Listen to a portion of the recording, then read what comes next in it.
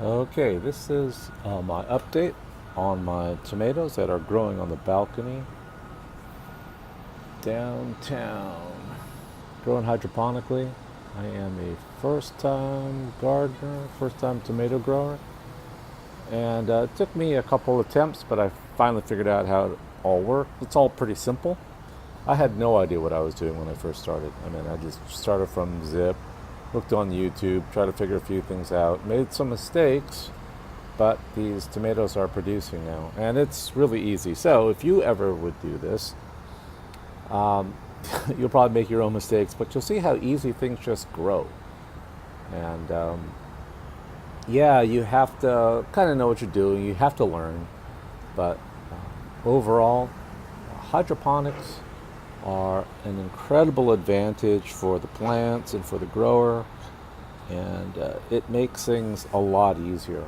And also, being up here on the 15th floor, I don't have to deal with a lot of pests that I'm sure a lot of regular tomato gardeners have. So this is actually pretty easy, and it is producing.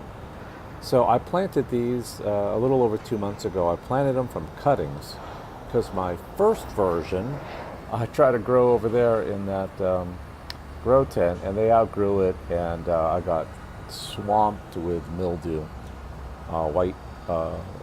I guess it's some kind of white leaf mildew, and it just killed the plant. The plant just suffocated in there. So and I was growing it under a grow lamp. It was like a 300 watt, I think 150 actual watt lamp, which, yeah, definitely provided a lot of growing power for the plants. But eventually I said, I don't want to waste the electricity. Even though this balcony only gets direct sunlight from 2 p.m. to onwards, because there's an awning here, right? And that's just kind of the way it works in the city, which I appreciate. I don't want to cook. I don't want the condo to cook in the heat. So there's enough natural light. I actually started off, I was going to supplement, just shine some lights on it, which you can do and will work.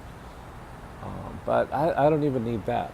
And I found out that once the plants got healthy, and meaning that the root system was well developed, and it just took off. So that's where we're at now. Everything's just growing great. So there's lots of tomatoes here. There's two plants. They're both growing out of 5-gallon, paint buckets there. They're black, so I didn't have to paint them at all. I just fill them with, hydroponic solution. I put a aquarium bubbler. I just use a simple air stone in there, and I water them every other day. They probably want a gallon a day.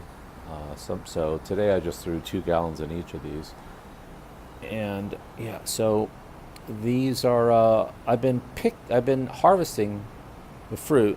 So anytime they start turning colors solidly, I take them off. But yeah, there's just lots of clusters forming, lots all over the place, and nice and healthy.